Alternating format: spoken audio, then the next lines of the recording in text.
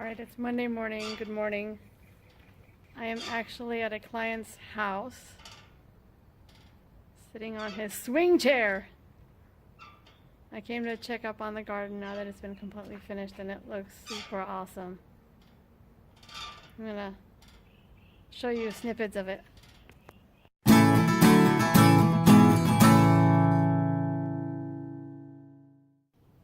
Hey, this is Rama from Creations Landscape Design, Planning Landscapes. So I'm here at a garden in Mission Viejo, a small backyard that was just completed.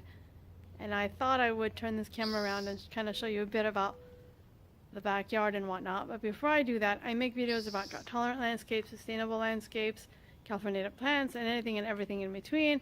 So if you'd like to get more of that content in your feed, then hit the red subscribe button. I'm also a residential landscape designer, so I'm going to put the link to my business website in the description of the video.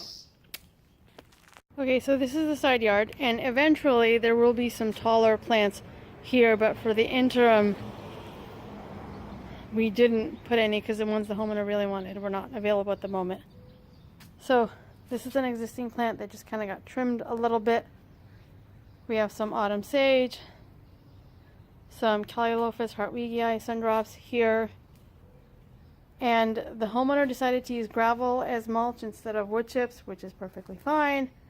And then the way they did it is they used two different sizes of gravel. So they put some larger pieces around the base of the plant and around where the drains are, and then smaller pieces around that, which I think kind of looks cool. It adds a different touch, a different something. So then you come in through this gate, an existing plant here, but then there's some lavender, some more sundrops, a Cleveland sage, a citrus, pink evening primrose, and more autumn sage. We kept the plant selection somewhat minimal because there isn't a lot of planting space and we didn't want to go too much. This is an area that will eventually be more cleaned up, but underneath here is their dining table. They just cover it to keep it protected. And then they have some existing hanging stuff here. And then in this area is kind of the wife's puttering garden, where she'll kind of over time plant succulents and things here and there. It's where she gets to putter. And this pot, plus the pot over there, was actually purposely laid on its side.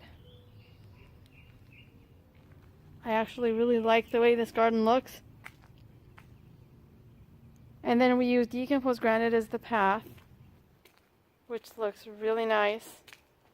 Very nicely compacted with stabilizers. And then there's another planter here. There's also a few lights here and there. And then this was existing, and the homeowner wanted a space for it. So this was our solution to create kind of a space where they can have the swing chair. And then there's another chair that they put out here. And this is another citrus.